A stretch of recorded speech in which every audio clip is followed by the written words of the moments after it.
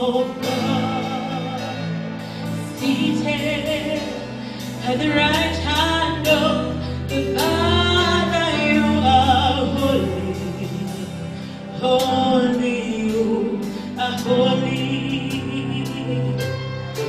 Lamb of God, seated at the right hand of the Father. You are holy, holy, you are holy.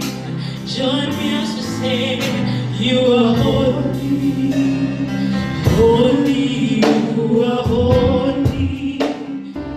Baba ninasongea, Baba ninasongea chini ya miguu yako. Baba ninasongea, Baba ninasongea, mimi ninasongea chini ya miguu yako, tena ninasongea. Baba ninasongea, Baba ninasongea chini ya miguu yako.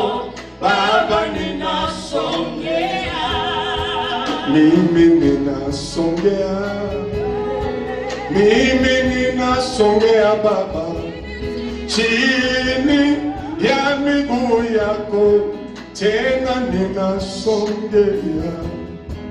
Baba ninasongea, ninasongea, ninasongea mimi ya miguu yako.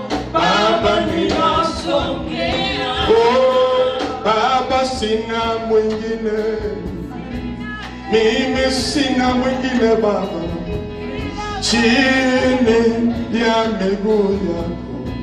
Baba ninasongea, Baba ninasongea, oh Baba ninasongea, ya miguu yako.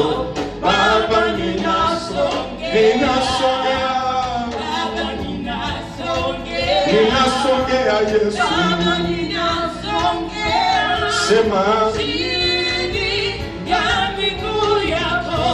Baba ninasongea, ninasongea, Baba ninasongea, oh Baba ninasongea, ninasongea Bwana ya miguu yako. Asante Baba. Baba wa mbinguni, katika jina la Yesu tunakushukuru kwa sababu ya asubuhi ya leo. Tunakushukuru kwa sababu ya maisha yetu. Tunakushukuru kwa sababu ya ibada hii. Tunakushukuru kwa wale wanaotusikiliza kutoka katika sehemu mbalimbali. Tunakushukuru kwa sababu ya tumaini ambalo umeweka ndani yetu, maana ni Kristo ndani yetu, tumaini la utukufu. Tunakushukuru kwa taifa la Kenya. Tunakushukuru kwa viongozi wetu. Tunakushukuru kwa kanisa lako ambalo unalijenga na milango ya kuzimu haitaweza kulishinda. Baba, asubuhi ya leo tunainua sauti zetu tukisema asante kwa sababu ya taifa hili, kwenda mashariki, magharibi, kaskazini na kusini. Wewe ni Mungu ambaye umetamalaki. Pokea sifa na shukrani zetu hata na asubuhi ya leo. Katika jina la Yesu tumeshukuru na kuomba. Amen. Ningelipenda kuchukua nafasi hii, wapendwa wasikilizaji na wapendwa watazamaji mnaonisikiliza asubuhi ya leo. Majina yangu ni Bishop George Anthony Mwene, na tunakuja kwenyu kupitia kwa huduma hii ya God of All Grace Worship Center. Tuko hapa Kapchembwa katika mji wa Nakuru, na tunashukuru Mungu sana kutupatia fursa ya kuweza kuja na kufanya ibada hii, na hata kuweza kunena na moyo wako kwa kitambo kidogo. Tunashukuru Mungu pia kwa sababu ya neema kubwa ambayo ametukirimia ya sisi kuweza kuwa hai hata siku hii ya leo. Wale wanaotutazama kwa television, wanaotutazama na kutusikiliza kupitia kwa Facebook na mitandao mingine, tunawakaribisha katika jina la Yesu katika ibada hii ya asubuhi ya leo. Jambo la kwanza ningelipenda tukaweza kufanya, ningelipenda tukaweza kuchukua maombi ya shukrani. Maombi ya shukrani, maana maandiko nasema ingieni malangoni mwake kwa shukrani. Tunaingia malangoni mwa Mungu kwa shukrani, na ndiposa asubuhi ya leo tungelipenda tumshukuru Mungu. Kwa maana jambo la kwanza maandiko nasema katika kitabu cha Psalms 150 and verse 6, maandiko nasema ya kwamba eko kila kiumbe chenye pumzi na kiweze kumsifu Bwana. Baba, katika jina la Yesu tunakushukuru asubuhi ya leo. Tumetambua ya kwamba ni muujiza sisi kuwa hai hata asubuhi ya leo.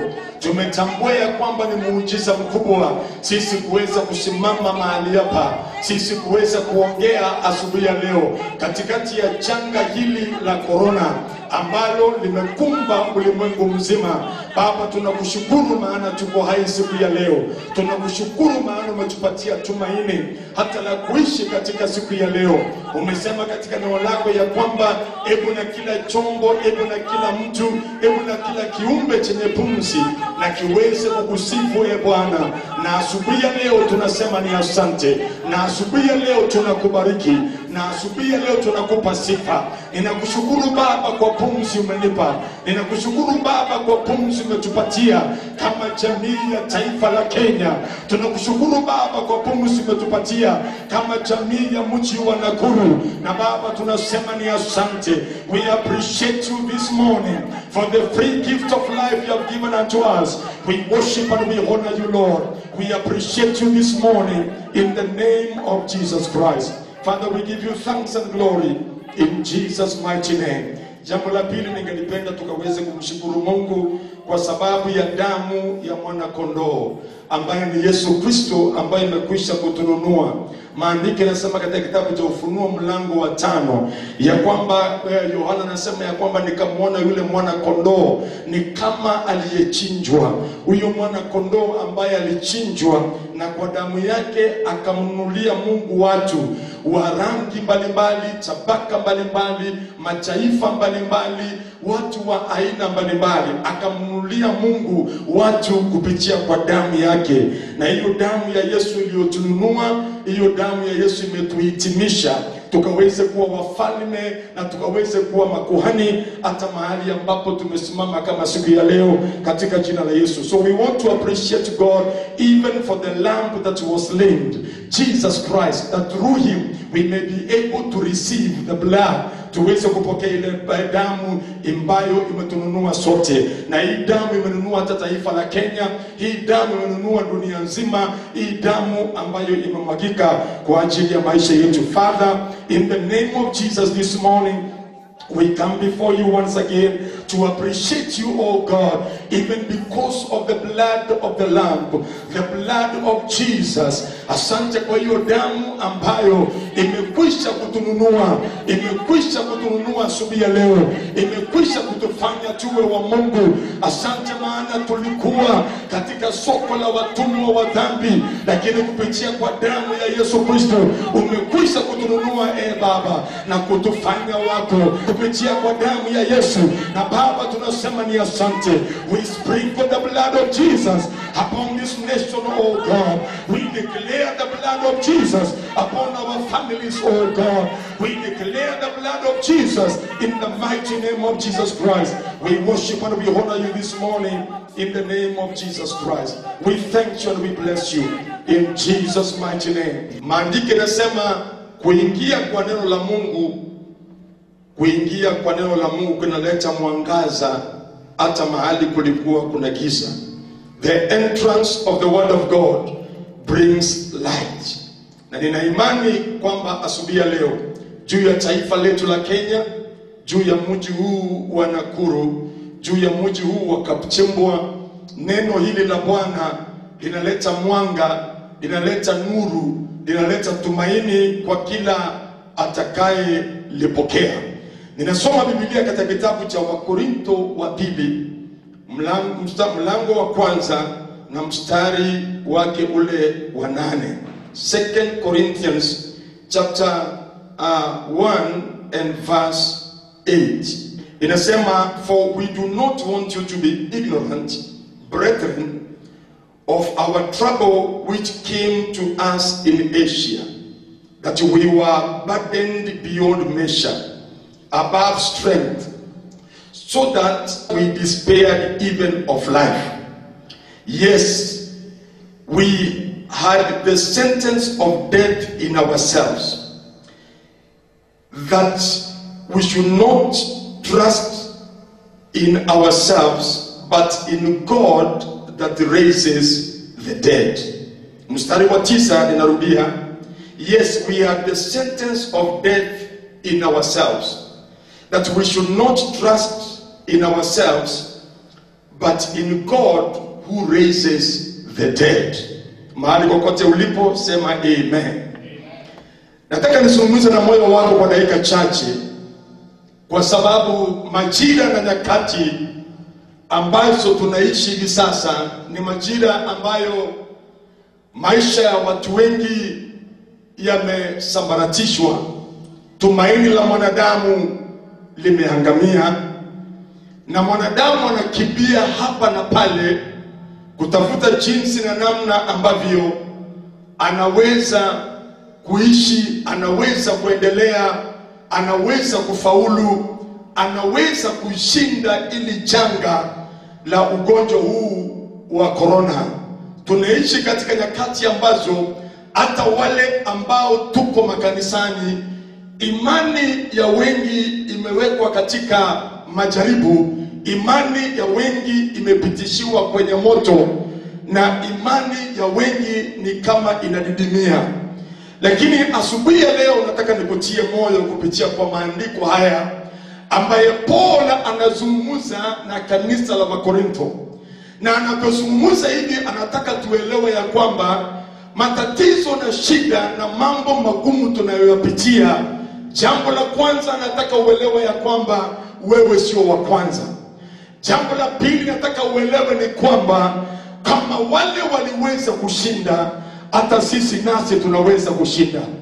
Ikiwa Paul na wengine waliopitia mambo haya mazito, Biblia inasema ya kwamba Paul anawazungumzia Wakorintho na anawaambia, wapendwa, singelipenda msikose kujua mambo tuliyopitia katika bara la Asia, ya kwamba mambo tuliyoyapitia katika bara ya Asia yalifanya hata tukate tamaa ya kuishi. Anasema yalifanya hata tukate tamaa ya kuishi, kama vile ambavyo watu hivi sasa wengine wamefika mahali wameona maisha haina maana, wengine wamefika mahali wanaondoa maisha yao. Some are even committing suicide, some are even giving up in life.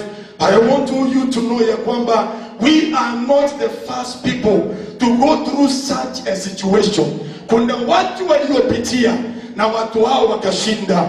Kuna wale waliopitia na wakashinda. Hata nasi tunajipatia tumaini, tunajipatia nanga iliyo sawia ya kwamba hata nasi tutashinda katika jina la Yesu Kristo. Mahali kokote uliposema amen. Hallelujah. Paul anasema ya kwamba yale mambo walioyapitia ni kama hati ya mauti ilikuwa ishatolewa kwao. As we face this pandemic called corona, wengine wanaona ni kama hati ya mauti ishatolewa. Ukiamka asubuhi ni corona, ukiangalia kwenye runinga ni corona, habari zinazoenezwa ni juu ya corona. Corona imekuwa so magnified kiasi cha hivi kwamba watu ni kama hawataki kuishi tena. Lakini nataka nikwambie ya kwamba Yesu alikuja ili tuwe na uzima, na tuwe na uzima wenyewe katika utele. We are not preparing ourselves to die, we are preparing to live, because greater is He who is in us than who is in the world. Shout hallelujah with me. Bwana Yesu na asifiwe sana. So Paul anasema ya kwamba ni kama hati ya mauti ilikuwa imetolewa kwao. Na anarudi kusema ya kwamba we even despaired of living. Alafu anapeana conclusion. And the conclusion is what I want to tackle this morning. Somebody shout hallelujah. Yeah, conclusion hii ndio ningelipenda nishughulikie asubuhi ya leo. Anasema mambo haya yalitendeka kwa sababu ya lengo moja. Yalitendeka kwa sababu ya lengo hili. Yametendeka kwa sababu ya lengo hili. Ili tusiweze kujitumainia wenyewe, bali tumtumainie Mungu anayefufua hata na wafu. Nina habari njema juu ya maisha yako asubuhi ya leo. Nina habari njema juu ya Kenya katika asubuhi ya leo. Nina habari njema juu ya Afrika hata asubuhi ya leo. Maandiko yanasema ya kwamba Paul anazungumza, anasema ya kwamba all these things happened that we may no longer trust upon ourselves but trust upon God who raises the dead. In other words, anasema toa macho yako kwa uwezo wako, toa macho yako kwa nguvu zako, toa macho yako kwa akili zako, toa macho yako kwa ujuaji wako. Weka macho yako kwa Mungu ambaye anafufua hata na yule aliyekufa. Inazungumza na wewe Kaptembwa, inazungumza na wewe Nakuru, inazungumza na wewe Kenya, ya kwamba toa macho kwa nguvu zako, toa macho kwa uwezo wako, toa macho kwa hekima yako. Weka macho yako kwa Mungu, maana kuna Mungu anayefufua hata na yule aliyekufa. I pray for the resurrection power of the Holy Spirit to be manifested in your life, to be manifested in this nation, in the name of Jesus Christ. We are not preparing ourselves to die. We are here to live because Christ in us, the hope of glory. Somebody shout hallelujah. Somebody shout hallelujah. Bwana Yesu na asifiwe sana. Nataka kusema ya kwamba it is very very important ukaweze kuelewa sasa hivi ya kwamba mwanadamu ana heka heka. So kwa muda mrefu mwanadamu amekuwa akitegemea uwezo wake. As long as unajiweza, you put God aside. Mwanadamu na pesa zake, mwanadamu na mali yake, mwanadamu na hekima yake, mwanadamu na maarifa yake, amemweka Mungu kando. Paul anasema haya mambo yametendeka. Hii corona imekuja ili tusiweze kujitumainia wenyewe. Maana as human beings we can fail, but we serve a God who cannot fail. Tunamtumikia Mungu ambaye hajui kushindwa. Somebody shout hallelujah. Mahali kokote ulikosema hallelujah. Yes, mwanadamu anaweza kushindwa, mwanadamu anaweza kupoteza. Kuna mahali pesa zako haziwezi kukusaidia, kuna mahali mama yako hawezi kukusaidia sasa, kuna mahali baba yako hawezi kukusaidia. Lakini maandiko yanasema Mungu wetu ni kimbilio na nguvu, ule msaada wa karibu hata wakati wa mahitaji. Mahali hakuna pesa Mungu yuko, mahali daktari atakosekana Mungu yuko, mahali jirani atakosekana Mungu yuko. Mungu wetu ni kimbilio na nguvu, ule msaada wetu wa karibu hata wakati wa mahitaji. Inapokuja kwa runinga yako, inapokuja kwa television yako, inapokuja kupitia kwa Facebook, I just want you to know ya kwamba wakati pesa zimeshindwa, wakati uwezo wa mwanadamu umeshindwa, kuna Mungu ambaye anaishi. Our Redeemer liveth. Maandiko yanasema yeye ni Mungu wa miili yote, na hakuna jambo ambalo haliwezekani kwake. Mahali uliko nyumbani mpigie Yesu makofi mazuri. Mahali ulipo kazini mpigie Yesu makofi mazuri. Maana kuna Mungu ambaye ni Mungu wa miili yote, na hakuna jambo ambalo haliwezekani kwake, na Mungu yote yanawezekana. That is why wakati umefika. Amerika wameshindwa, mataifa yale ya nguvu yameshindwa. Na inadhihirisha nini? Inadhihirisha ya kwamba man has failed. Inadhihirisha ya kwamba man is limited. Inadhihirisha ya kwamba man is not capable. Lakini nataka nikwambie hivi, Proverbs chapter 3 kuanzia mstari wake wa 5, maandiko yanasema trust in the Lord with all your heart. Ukamtumaini Bwana na moyo wako wote. Ukamtumaini Bwana. Trust upon the Lord with all your heart, and lean not on your own understanding. Usiegemee akili yako, usiegemee mali yako, usiegemee kujua kwako, usiegemee political connections, usiegemee na kusema ya kwamba I'm well connected. Huu sio wakati wa well connected. Huu ni wakati maandiko yanasema mtumainie Bwana na moyo wako wote, na wala usiegemee akili zako. Katika mambo yote mjulishe Bwana, naye atanyosha mapito yako. The Lord is able to make a way for us where there seems to be no way. Somebody shout hallelujah. Mtu yeyote ambaye anajitumainia ni muabuduo wa sanamu. Umekuwa sanamu yako mwenyewe, maana kuna pesa kwa bank. Umekuwa sanamu yako mwenyewe, maana unajulikana hapa na pale. Umekuwa sanamu yako mwenyewe because you are a superpower. Na angalia, tisho hili la corona limeleta hata majitu chini, limeleta miamba chini, limeleta wanaojiweza chini, limeleta wale walio na equipment na hospitali za sawa chini. So tumaini letu liko wapi? Maandiko yanasema Mungu wetu ni kimbilio na nguvu. Nasema tena, Mungu wetu ni kimbilio na nguvu, ule msaada wangu wa karibu hata wakati wa mahitaji. Somebody shout hallelujah. Wakati wa janga hili, kitu kimoja ambacho Mungu ameweka ndani ya moyo wangu ni amani. Ameweka amani. Na hiyo ndio amani unahitaji. Kwa kusali na kushukuru, mahitaji yako Kenya na yajulikane kwa Mungu. Kwa kusali na kushukuru, mahitaji yako Nakuru na yajulikane kwa Mungu, na Mungu atakupa amani ipitayo ufahamu wote, inayolinda akili zako na moyo wako ndani ya Kristo Yesu. Hallelujah. Leo tumepewa instructions na serikali na Ministry of Health, na niko hapa kutangaza ya kwamba it is prudent, ni ya muhimu sana wewe kufuata masharti haya. Masharti ya kunawa mikono, masharti ya keep distance, yale masharti ya make sure ya kwamba umevaa masks, yale masharti ya make sure ya kwamba utoki kwenda mijini na mahali kwingine kwa zile safari ambazo ni za ghafla na hazina maana. Masharti ya kusema ya kwamba kaa nyumbani. Haya masharti yote yametolewa. Mengine tumeongezewa ya kwamba ukifika nyumbani utoe viatu uache kwa mlango. Ukifika nyumbani uingie straight kwa bafu na utoe nguo na utupe kwenye laundry bag. Nyingine tunaambiwa ya kwamba usishike kitu yoyote ukifika nyumbani, hata mtoto asiweze kukuhug. We never lived with these things. Hatukuishi na vitu kama hivi. Kuna wakati unaweza kusahau, na kuna wakati unaweza kukosa kuwa mwadilifu katika mambo haya. Lakini nataka nikwambie ukweli hivi, haya mambo yote ni mazuri, yatatusaidia. Yanatusaidia kama vile Mungu anavyotaka tusaidike.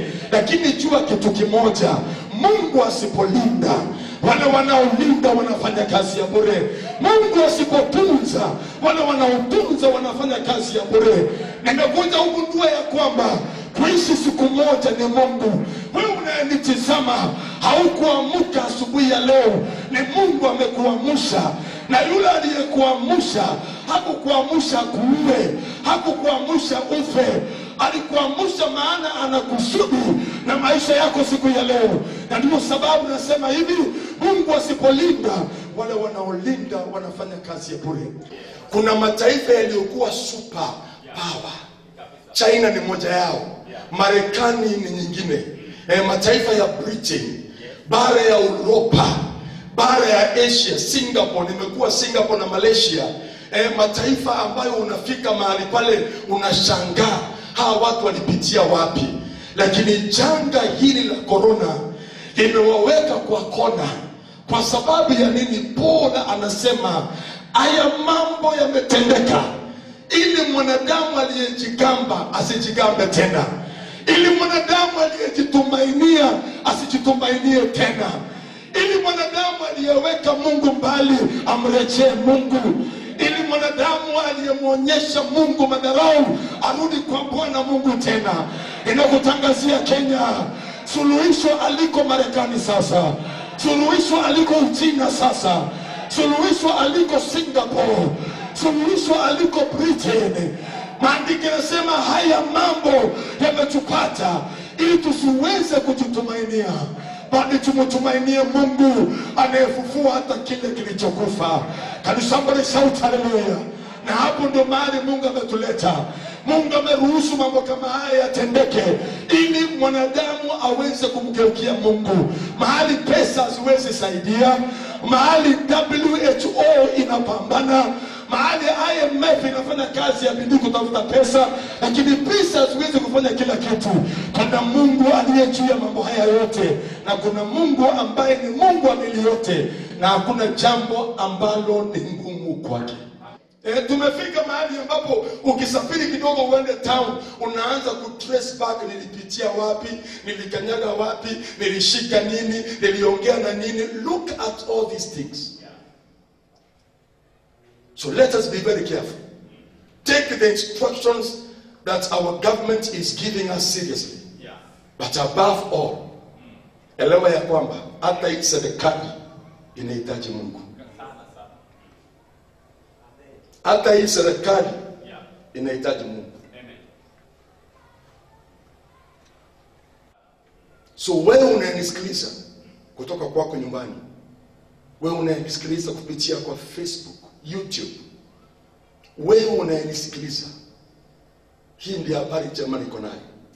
For me to live is Christ. Nataka nikulete katika eneo lingine na kwenda kumalizia. Uweze kuelewa ya kwamba it takes two to win the battle. It takes two to win. It takes two to be victorious. Inachukua wawili. Inachukua wawili, ndio sababu Paul anasema haya mambo yametutendekea ili tusiweze kujitumainia wenyewe. Tulete mtu mwingine ndani wa pili anayefufua kilichokufa. Hallelujah. Maandiko yanasema katika kitabu cha Ecclesiastes chapter 4 and verse 9, inasema two are better than one. Hallelujah. For they have a good reward for their labor. Wawili ni bora kuliko mmoja, maana wana thawabu nzuri kutokana na kazi yao. Sasa tunapoongea juu ya wawili hawa, lazima uelewe ya kwamba kati ya hawa watu wawili watakaopata ushindi, wa kwanza ni wewe, wa pili it is your choice. Wa kwanza ni wewe na wa pili it will be your choice. You can choose politicians. You can choose money. You can choose your knowledge. You can choose your know-how. You can choose mambo mengine ya dunia hii. Wa pili huyu ni nani? Kuna watu wamechagua waganga, wamechagua waonaji, wamechagua vibaya. Wafilipi 4:13, Paul anasema ya kwamba ninaweza mambo yote, hata hii inaotukumba. Ninaweza mambo yote kupitia kwa Yesu Kristo anitia nguvu. In other words, mimi Paul, wa pili ni Yesu Kristo. Ili niweze mambo haya yote, ni mimi Paul na Yesu Kristo. Ni mimi Mwene na Yesu Kristo. Ni wewe Odhiambo na Yesu Kristo. Inategemea huyo mwingine ni nani.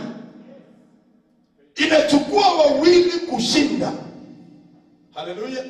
Na inachukua wawili ambao lazima ufike mahali na uelewe ya kwamba your choice matters. And that is why two are better than one. Wawili ni bora kuliko moja. So huyu wa pili ni nani katika maisha yako? Huyu wa pili unayemwegemea kusaidie. Huyu wa pili unayemwegemea kutetee. Huyu wa pili unayemwegemea akuvukishe ng'ambo ni nani? Maana kuna mtu atakufikisha katikati ya daraja kuachia. Ukiangalia mitandao, ukiangalia international current affairs, you will be shocked. Yale mataifa ambao tuliangalia tukijua ya kwamba if I land in America today, I'm safe. If I land in Britain today, I'm safe. Hata nimekuja kugundua kwamba we are more better here. We are more better here. Lakini we are only better kama tunaweza kumuhusisha Mungu. One of the secrets of winning or becoming victorious at any given time, hallelujah, is for both man and God to play their part. Hakuna mwanadamu ashawahi shinda kama Mungu hajafanya sehemu yake na mwanadamu hajafanya sehemu yake. I repeat myself again. One of the secrets of giving, of winning, or living victoriously every day as long as it's called today, ni wakati mwanadamu anafanya sehemu yake na Mungu anafanya sehemu yake. The Bible says mbingu hata mbingu ya juu sana. Maandiko yanasema in Psalms 115 and verse 16. Inasema mbingu hata mbingu ya juu sana ni makao ya Mungu, ni ya Mungu, lakini dunia hii amepeana kwa wana wa mwanadamu. Hii dunia imepeana kwa mwanadamu. Na ni mwanadamu, angalia, ni mwanadamu ambaye anaweza kumuhusisha Mungu katika mambo yote anayoyapitia hapa duniani, ili Mungu afanye sehemu yake na mwanadamu afanye sehemu yake. Mwanadamu ni kumuhusisha Mungu na Mungu ni kihusika. Mwanadamu ni kumuhusisha Mungu na Mungu ni kuhusika. Wana wa Israeli walilia, hiyo ndio lugha walijua. Exodus chapter 3, the Bible says walilia, wakamulilia Mungu. Na walipomlilia Mungu, Mungu akamtokea Musa, akamwambia Musa, Musa, nimeyaona mateso ya watu wangu walio Misri, nimesikia kilio chao, na mimi Mungu nimehusika na nimeshuka. Walimuhusisha ili akahusika. Kazi ya kanisa ni kumuhusisha Mungu. Kazi yako ni kumuhusisha Mungu. Kazi yako sio kujitaabisha na kusumbuka. Utakula nini? Utavaa nini? Kesho utaendaje? Mambo yatakuaje juu ya watoto wako? Mungu hataki kujitaabisha na mambo haya. Mungu anataka umuhusishe. Na niseme hivi, Kenya, Mungu hahusiki bila kuhusishwa. Kenya yote, pembe zote, Mungu hahusiki bila kuhusishwa. This is where the intercessors come in. This is where the men of God comes in. Ndio sababu lazima kuwe na chain prayer. Lazima kuwe na watu wanaokaa kwenye pendo na kuomba na kukesha na kufunga na kuamini ya kwamba wanamuhusisha Mungu juu ya masuala ya taifa hili. Wanamuhusisha Mungu juu ya Afrika. Wanamuhusisha Mungu juu ya mataabiko ambayo watu wanataabika duniani kote. Na Mungu anahusika wakati amehusishwa. Kenya sikia. Kenya sikia. Mungu hahusiki bila kuhusishwa. Mungu hahusiki, na ukitaka kumhusisha Mungu, jambo la kwanza ni lazima utoe macho kwako mwenyewe. Utoe macho katika ile nguvu za kujitegemea. Utoe macho katika hili na kuambia kwamba unajiweza. Utoe macho hapo na umtumaini Bwana na umuhusishe Bwana. Haleluya. Hakuna jambo ambalo ni ngumu ambalo Mungu hawezi kulishughulikia. Kuna watu wanasema tunaomba ya kwamba watu wafanye wapate tiba, vaccine ipatikane, that we may go back to our normal life. We don't want normal life. After this, we are not going through normal life. Normal life means uendelee kuwa mwizi, uendelee kuwa jambazi, uendelee kuwa mbaya, uendelee kuwa kahaba. Kama hii kitu ingepita ili tuendelee na mambo yetu ya giza. No, we are not going back to normal life. Lazima ujiulize ya kwamba Mungu anapokuvukisha kutoka katika mahali uko na kutoka katika eneo hili na kuleta eneo la pili la maisha yako, what is that you are going to do differently? Kwa nini unaomba Mungu apone? Kwa nini tunaomba Mungu atupone? For what reason? What What genuine reason do we have ya Mungu kutuponya? Hatuponyi ili tuendelee na dhambi zetu. Hatuponyi ili tuendelee na maisha yetu.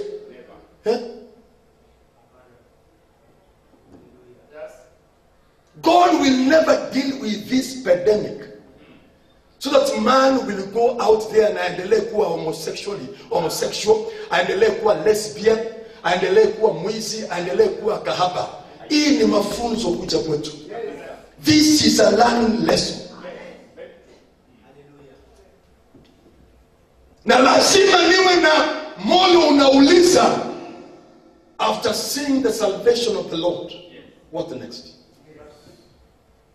Saizi mumeona wafalme wakiwa wagonjwa, wengine wamepata ugonjwa huu. Marais wamepata ugonjwa huu. Prime ministers wamepata ugonjwa huu. Hata wao wa quarantine. Hata wao wanataka msaada. We are going to change the destiny of Kenya on our knees.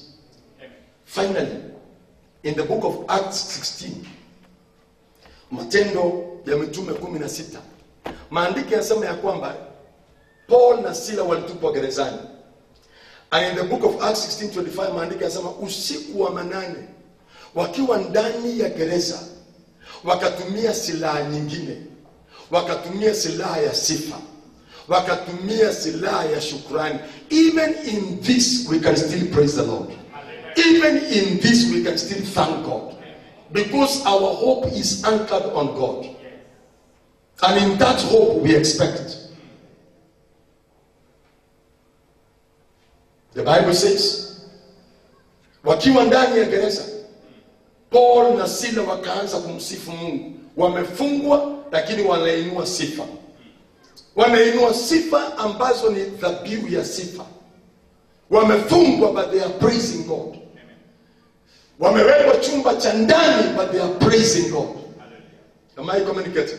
Whatever we are going through Kenya, that should not stop us. That is why the Bible says, let everything that has breath praise the Lord. Madamu una pumzi, hata kama imebakia kidogo, tumia hiyo pumzi. Tumia hiyo pumzi kumshukuru Mungu na utamwona. Out of the sacrifice that these people gave, maandiko yanasema ya kwamba ghafla usiku wa manane kukawa na mtikisiko wa gereza. Misingi yake ikaondolewa. Maandiko yanasema ya kwamba misingi ya gereza ikatikiswa, milango ikafunguka na vifungo vikalegezwa. That is where we are, and that is where we are going. Hallelujah. Yes, two are better than one. Msaidizi wangu ni Mungu na atanisaidia katika swala hili. Tutapigana na utashinda. Two are better than one. Somebody shouts a better amen.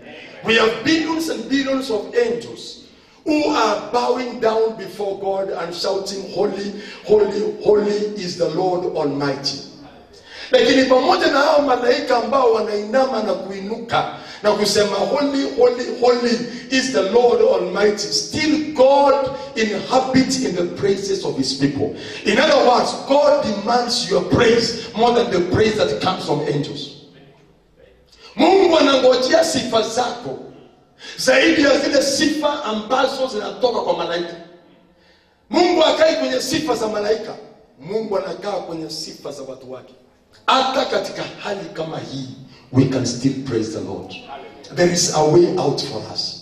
Nimepata njia ya uzima, njia sema Yesu ndiye njia ya uzima. Oh, nimepata njia, njia sema Nimepata njia ya uzima.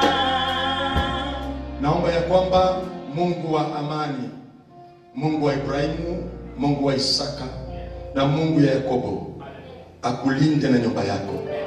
Awafundishe watoto wako wasijue njia za Bwana na waishi kwa amani. Ninaomba Kenya ya kwamba utafundishwa na Mungu na amani yako Kenya itakuwa tele na milele. Ubarikiwe ukichoka na ukirejea. In Jesus' name we have given thanks. Shalom. God bless you. Baba ninasongea, mimi ninasongea chini ya miguu yako, tena ninasongea. Baba ninasongea, Baba ninasongea chini ya miguu